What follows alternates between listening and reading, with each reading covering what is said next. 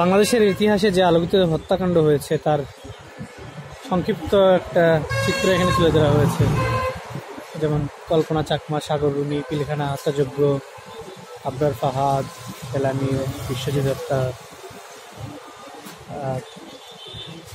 Major Sinha হত্যা। আসলে এই যে লেখাগুলো এখানে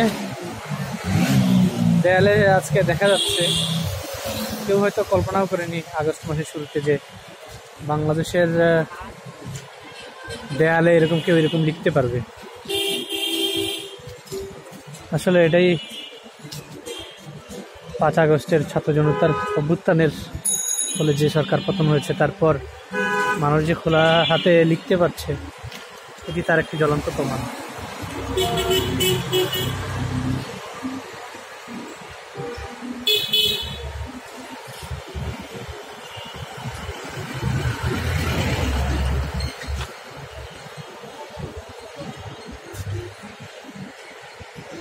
এটি রাজধানীর বেইলি রোড।